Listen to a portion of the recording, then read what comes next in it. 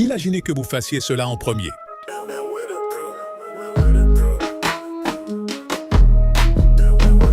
Maintenant, voici le nom de Ben Whittaker. Finding the shot again, and he's upping the tempo. He has a flow and a rhythm to his when he's showboating. He's getting hit by a much slower fighter. Whoa. And wait a minute. On parle beaucoup de Ben Whittaker. Internet est inondé de vidéos virales mettant en valeur son style de combat flashy et ses pitreries sur le ring, accumulant des millions de vues. Cependant, lors de son dernier combat, quelque chose s'est produit qui restera comme l'un des contrôles frauduleux les plus humiliants de l'histoire de la boxe.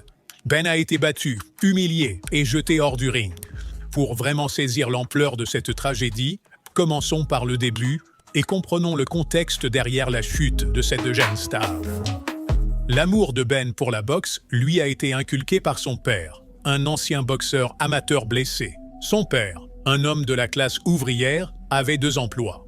Il a présenté Ben à son entraîneur, Joby Clayton, également parrain de Ben. Pauvre, il ne pouvait payer l'abonnement à la salle, Joby a permis au jeune Ben de s'entraîner à tarif réduit. Joby a aussi entraîné Anthony Joshua amateur. Ben a vite obtenu des résultats, mais il a fallu choisir un sport sur lequel se concentrer. Lorsqu'il a 15 ans, son père l'a fait asseoir et lui a dit « Écoute, tu vas choisir entre le football et la boxe. » Alors Ben s'est dévoué à la boxe. En 2019, Ben s'est qualifié pour le championnat du monde à Yekaterinbourg, où il a remporté une médaille de bronze. En 2020, lors du tournoi de qualification européen, il a décroché une place dans l'équipe de Grande-Bretagne et a représenté le Royaume-Uni aux Jeux olympiques de Tokyo, reportés à 2021 en raison des restrictions Covid. En quart de finale, Ben a facilement battu le Brésilien Kino Machado et en demi-finale, il a pris le dessus sur le Russe expérimenté Imam Makhachev. Cependant, lors d'une finale très serrée, il a perdu à la décision face au Cubain Arlen Lopez. Whittaker a suscité la controverse en refusant de porter sa médaille d'argent lors de la cérémonie, affirmant qu'il avait l'impression d'avoir perdu l'or et considérait l'argent comme un échec.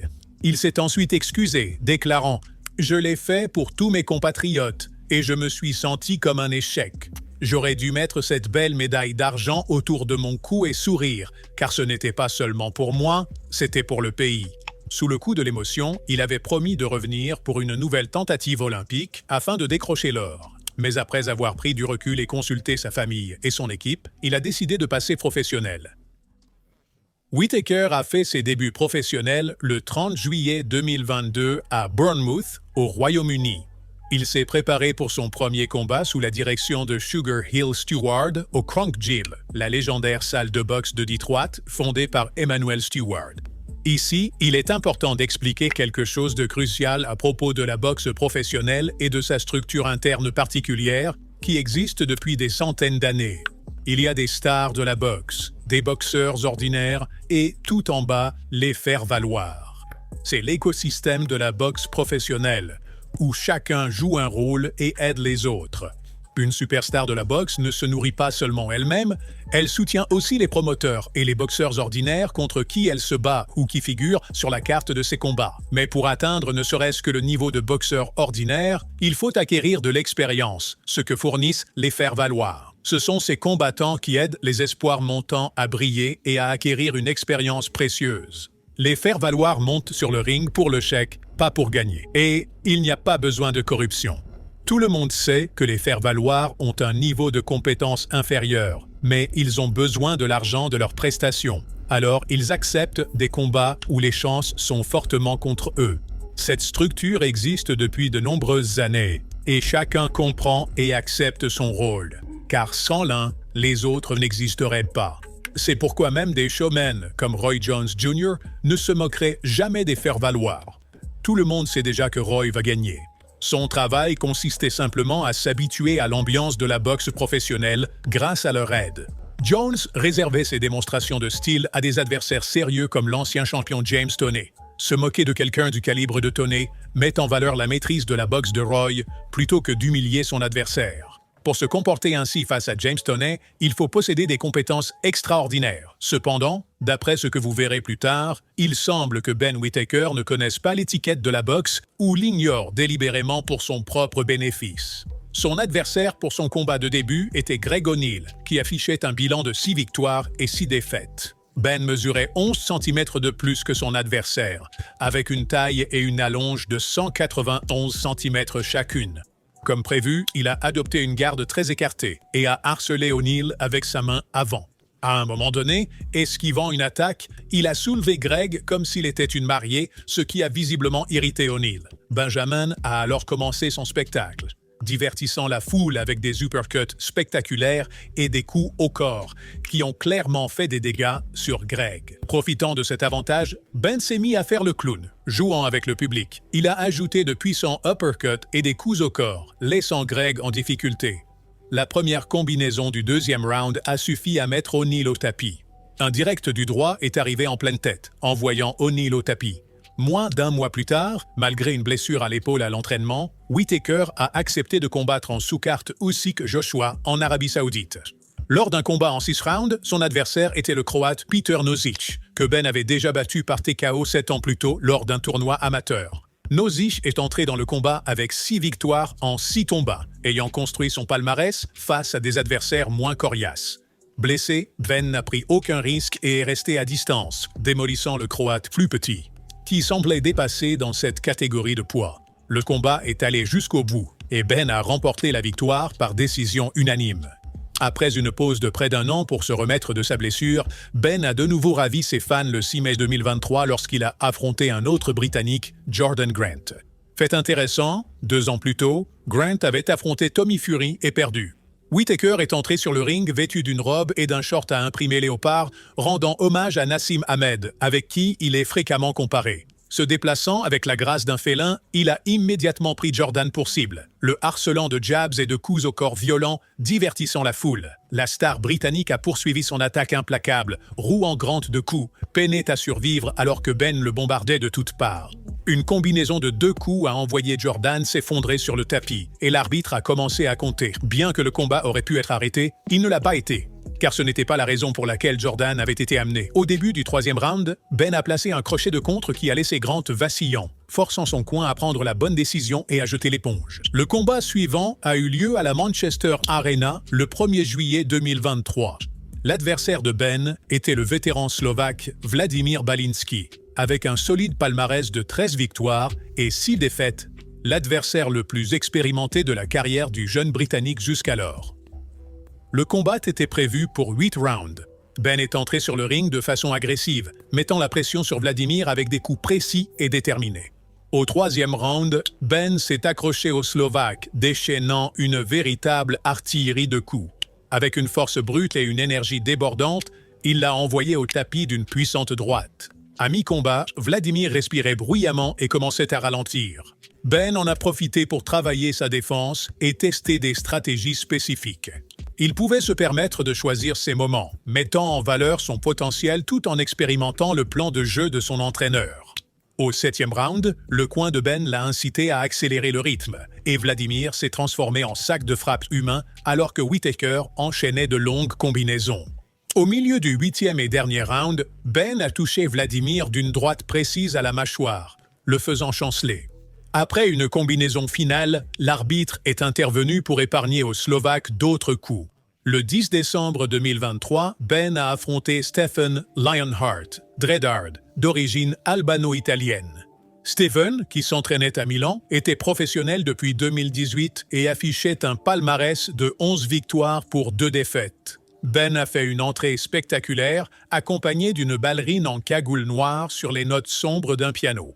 La cloche a retenti et Ben a rapidement touché avec un direct précis, lisant aussitôt le rythme de son adversaire albano-italien. Il a commencé à jouer avec lui tout en lui infligeant une correction. Boxant les mains baissées au milieu du 2e round, Ben a esquivé un direct et a placé un crochet précis sur la tempe, honorant ainsi son surnom, le chirurgien. Quelques secondes plus tard, il a enchaîné avec un uppercut parfaitement placé. Le 2e round s'est terminé par quelques échanges vifs et des postures viriles pleines de testostérone après la cloche. Un Ben furieux est revenu au 3e round pour punir Stephen de son audace, déchaînant de lourdes combinaisons. Les lèvres et le nez de Stephen étaient en sang, et après une contre-attaque, il a posé un genou à terre. Ben a relâché la pression le spectacle devant les caméras, ce qui a agacé l'arbitre, qui a interrompu le combat à plusieurs reprises, exhortant les boxeurs à arrêter de fanfaronner et à se reconcentrer sur le combat. Au 4e round, Ben a failli décapiter Stephen avec une combinaison uppercut et crochet, mais il a manqué sa cible. Au 5e round, Ben a placé un coup dévastateur directement dans la rate de Khaled, le forçant à reculer, suivi d'une pluie de crochets et de directs sur le Français chancelant. Khaled ne pouvait plus supporter la punition et s'est effondré le long des cordes, obligeant l'arbitre à arrêter le combat pour lui éviter d'autres blessures. Nous arrivons au 6e combat professionnel de la carrière du boxeur britannique. Mais c'est ce combat qui a fait de lui une star d'Internet, générant des moments forts avec des millions de vues. En seulement 24 heures après le combat, Whittaker a gagné plus de 100 000 nouveaux abonnés sur Instagram. Londres, Wembley Arena. L'adversaire, Khaled Gradia, un ouvrier français de 41 ans. Ben, fidèle à son style habituel, a lancé de nombreux coups, suivis par l'arrière. Il infligeait des punitions à Khaled de toutes les manières possibles, divertissant la foule et la faisant s'émerveiller à chaque une de ses astuces. En bloquant la résistance de Khaled avec sa main avant, Ben a commencé à ajouter plus de coups et bam, un crochet gauche caché au corps a transformé le foie du pauvre gars en foie gras. Gradia a reçu un compte et Whittaker a trouvé son rythme, transformant le combat en véritable spectacle, tandis que l'arbitre perdait parfois patience. Malgré la brutalité des attaques de Whittaker, Khaled a réussi à survivre jusqu'à la mi-parcours du combat en 8 rounds. Même s'il semblait tenir à peine debout, il ressemblait à un ours de cirque maladroit dont on se moquait. Puis Whittaker a enchaîné avec une provocation, forçant Khaled à reculer. Cela a été suivi par une série de combinaisons croisées visant le Français à peine debout. Gradia n'en pouvait plus, glissant le long des cordes, et l'arbitre sur le ring a finalement mis fin à son calvaire. Le 31 mars 2024, à la célèbre O2 Arena de Londres, Whittaker a affronté Leon Willings. Ben a commencé le combat en esquivant avec des jabs, touchant à plusieurs reprises le corps de son adversaire avec sa main avant. Il a réussi à coincer Leon Willings dans le coin et à déclencher une série de coups puissants qui ont visiblement ébranlé son adversaire. Quelques instants plus tard, Ben a de nouveau coincé Leon contre les cordes et après une rafale de coups, Willings a posé un genou à terre, l'arbitre comptant le premier knockdown. Au 2e et 3e round, Willings a compris qu'il était en difficulté et s'est concentré sur la défense. Il se déplaçait bien pour éviter la pression de Ben, mais chaque fois qu'il touchait les cordes, Ben le martelait avec de puissantes combinaisons. Au 8e round, Ben contrôlait toujours confortablement le combat, même si certains fans s'attendaient à une fin plus explosive. Sa condition physique a légèrement flanché, mais cela a suffi pour remporter la victoire au point en toute confiance. Le 15 juin, Ben a affronté le cogneur nigérian invaincu, Ezra Anyaka, qui avait remporté 10 de ses 12 combats par KO, bien que son palmarès ait été gonflé par des adversaires faibles. C'était le premier combat de 10 rounds de Ben et sa première chance de décrocher un titre professionnel. Ezra a tenté de surprendre Ben avec des attaques soudaines, mais Ben a calmé son agressivité avec des contres précis. Au 2e round, Ben a démontré d'excellentes capacités en contre-attaque, Ezra encaissant plusieurs coups puissants alors qu'il tentait de réduire la distance. À mi-combat, le Nigérian semblait simplement survivre, encaissant les coups. Après la cloche, Ben a invité Ezra à se rendre dans un autre coin sur un ton moqueur, le provoquant pour recevoir en retour un coup de tête au menton. Aux 8e et 9e rounds, un Araneka épuisé était complètement dépassé. Dans les derniers instants, Ben a porté un coup au foie, suivi d'une combinaison de coups qui ont laissé Araneka groggy et en recul. Ben a effectivement contrôlé le combat tout au long du début à la fin, sans jamais vraiment passer à la vitesse supérieure, mais en assurant une victoire confortable et bien méritée pour le Britannique. Comme vous l'avez peut-être remarqué, Ben est très rapide, mais on a l'impression que ses fanfaronnades masquent une incapacité à finir ses adversaires. Il possède toutes les qualités physiques pour cela, mais tactiquement, il semble qu'il ne comprenne pas vraiment comment les utiliser. Le prochain combat en sera la preuve, et il pourrait soit marquer la fin de sa carrière, soit le transformer en tant que boxeur. Le 12 octobre 2024, en sous-carte du combat entre Dmitry Bivol et Arthur Beterbiev, Ben a défendu son titre IBF international des mi-lourds contre Liam Cameron. Malgré le palmarès de 23 victoires pour 6 défaites de Cameron, il était un adversaire plus coriace que les précédents challengers de Ben, ayant disputé plusieurs titres mineurs, même s'il n'en a remporté qu'un seul. C'était une progression logique dans la compétition pour Ben Whittaker, qu'il était censé gérer sans difficulté. Dès que la cloche retentit pour débuter le combat, Liam Cameron avance immédiatement et attaque avec un jab. Mais Whittaker prend rapidement le contrôle du centre du ring. Whittaker jauge la distance avec sa main avant, mais son adversaire ne le laisse pas s'installer, lui abaisse la main et enchaîne avec quelques jabs supplémentaires. En réponse, Whittaker commence à attaquer avec de longs jabs et, une fois de plus, met la pression sur Liam en le repoussant vers les cordes. Whittaker utilise l'un de ses enchaînements caractéristiques, un jab pour provoquer la riposte de son adversaire, puis il se retire et place un jab puissant. Se sentant à l'aise, Ben lance l'un de ses coups au corps, un crochet gauche au corps sans préparation. Son adversaire tente de répliquer avec un jab, mais rate sa cible, obligeant Whittaker à reculer. Remarquez que Ben recule d'abord la tête, puis les pieds. Cela aura des conséquences pour lui dans les rounds suivants. Cameron tente désespérément de réduire la distance avec un crochet gauche plutôt maladroit, mais Whittaker pivote habilement et place son adversaire directement dos aux cordes du ring. Les deux boxeurs touchent avec des jabs lors de l'échange qui suit. Whittaker démontre l'un de ses mouvements visuels emblématiques, en lançant de nombreux directs sur la garde, suivis d'un crochet au corps. Ses coups de poing ne causent pas de véritables dégâts, mais ils donnent l'illusion d'une attaque agressive. Même de grands boxeurs comme Sugar Ray Leonard avaient l'habitude de jouer avec le public pour marquer des points. Un large overhand de Cameron force Ben à simplement esquiver. Et juste après, Cameron lance un autre overhand du bras arrière, que Ben essaie à nouveau d'esquiver, mais il se fait toucher. Cameron s'approche et place un crochet du gauche, car Whittaker essaie encore une fois de reculer au lieu de bloquer. Cameron se précipite avec un overhand, mais Ben l'anticipe et pivote pour s'écarter, exactement comme plus tôt dans le round. Whittaker jauge la distance avec sa main avant, puis s'abaisse comme s'il allait viser le corps. Cameron comprend rapidement la feinte, sachant que Ben va bientôt lancer un uppercut, soit au corps, soit à la tête. Cameron réagit avec un overhand puissant, que Ben essaie d'esquiver au dernier moment. Cependant, cette fois, Whittaker tend sa main avant pour bloquer le coup, puis réplique avec un direct du gauche suivi d'un direct du droit sur la garde. Liam essaie de répliquer avec un jab mais rate, forçant Whittaker à reculer la tête. Whittaker fait le spectacle avec des mouvements flamboyants, esquivant des coups qui ne viennent pas vraiment et répondant par des frappes sur la garde. Même si cela a l'air impressionnant, cela gaspille son cardio. Avant même que Cameron ne commence sa prochaine attaque, il remarque que Whittaker semble chercher une excuse pour reculer et esquiver. Voyant cela, Liam lance un overhand suivi d'un uppercut. Cameron feinte un overhand, prêt à surprendre Ben et à contrer avec un crochet. Mais ce n'était qu'une feinte, le crochet de Whittaker ne touche que le vide. À la fin du round, Liam lance un jab, que Ben esquive en se baissant pour aller au corps à corps. Cela mène à un dernier échange où Whittaker place un jab à la tête et au corps, tandis que Liam répond par un jab au corps. Ben se prépare à esquiver et à contrer, mais finit par se faire toucher.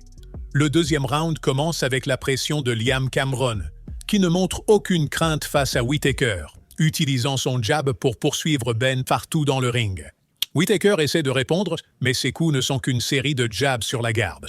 Liam feinte une avancée et Whittaker tombe dans le piège. Liam répète cette feinte 2 fois de plus et frustré, Ben frappe dans le vide. Cameron voit Whittaker se déplacer et lance un jab. Ben ne lève pas sa garde, essayant d'esquiver depuis une position inconfortable. Il rate son esquive et se retrouve contre les cordes où Liam enchaîne une combinaison de coups. Whittaker sourit nerveusement dans le clinch, essayant de chuchoter quelque chose à son adversaire, mais reçoit un coup par-dessus en réponse. À la moitié du deuxième round, Cameron a compris le rythme de Whittaker.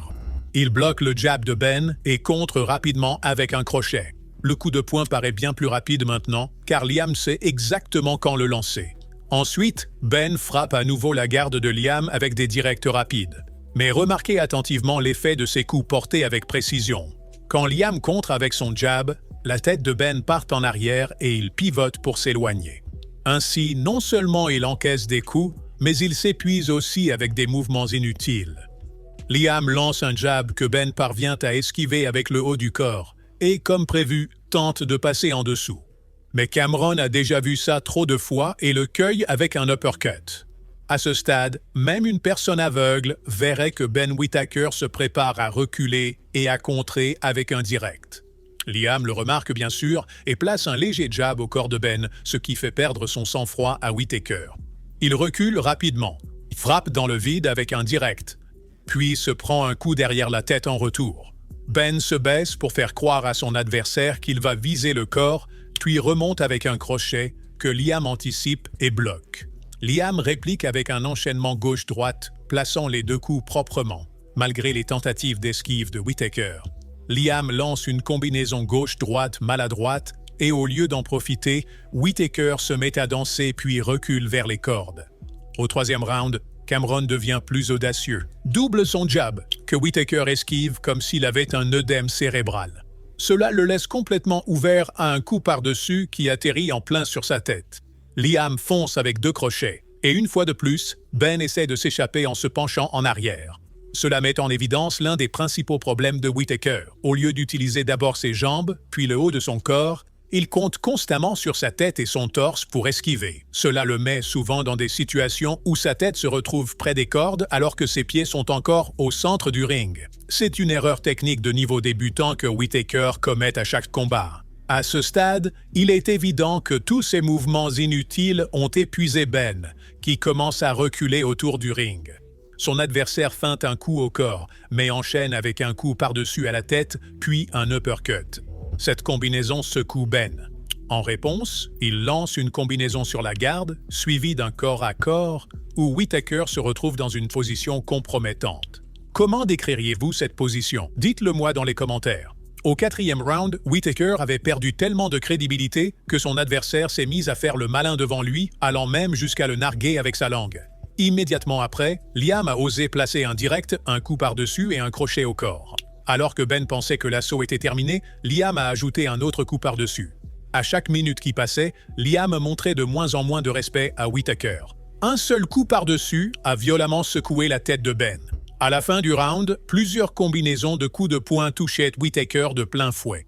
Ben a essayé de sourire et de répliquer, mais à ce stade, ses mouvements étaient saccadés. Au 5e round, il est devenu évident dès le début que Ben ne croyait plus en ses chances de victoire. Frustré, il a lancé toute une combinaison de coups bas.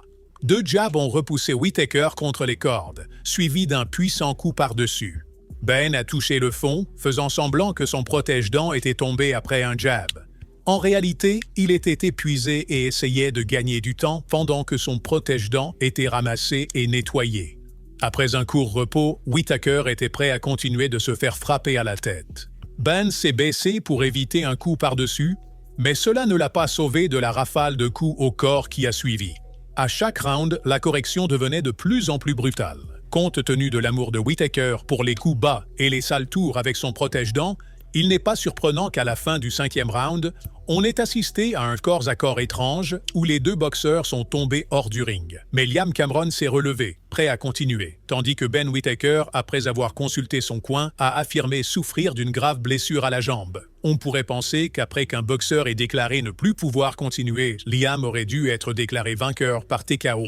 Au minimum, à cause de ce corps-à-corps étrange, cela aurait dû être considéré comme un no contest. Mais n'oublions pas que les promoteurs ont de grands projets pour Ben Whittaker. Ainsi, pour la première fois dans l'histoire de la boxe, bien que le combat soit allé jusqu'au 5e round, les organisateurs ont décidé de ne prendre en compte que les 4 premiers rounds et d'annoncer un match nul sur la base de la décision des juges. C'est facile à expliquer. Il fallait bien sauver la carrière de Ben Whittaker d'une manière ou d'une autre. Il voulait clairement éviter une défaite par KO technique et en ignorer le 5e round. Car Ben l'avait tellement perdu que personne n'aurait cru à un autre résultat. Alors, ils ont décidé de ne comptabiliser que les 4 premiers rounds, où le seul round que l'on pouvait éventuellement accorder à Whittaker était le premier. Comme le nombre de rounds était pair, ils ont commodément déclaré un match nul. De cette façon, les organisateurs, les juges et l'arbitre ont tout fait pour sauver Ben Whittaker, la soi-disant future star de la boxe. Cependant, l'endroit où il a vraiment besoin d'être sauvé n'est pas sur le ring, mais à la salle d'entraînement. Il doit apprendre que la vitesse seule ne suffit pas, même au niveau intermédiaire de la boxe. Les attaques doivent être planifiées et préparées, pas simplement des coups portés au hasard à la tête ou au corps. Et surtout, quelqu'un doit rappeler à Whittaker qu'il a des jambes. qu'il devrait utiliser lorsqu'il encaisse des coups. Bien sûr, les esquives d'épaule sont élégantes, mais il y a un temps et un lieu pour chaque chose. C'est étrange de voir qu'un gars qui disait autrefois ne pas être satisfait de sa médaille d'argent olympique, ayant l'impression d'avoir perdu l'or plutôt que gagné l'argent, accepte aujourd'hui avec satisfaction le match nul le plus absurde de l'histoire de la boxe.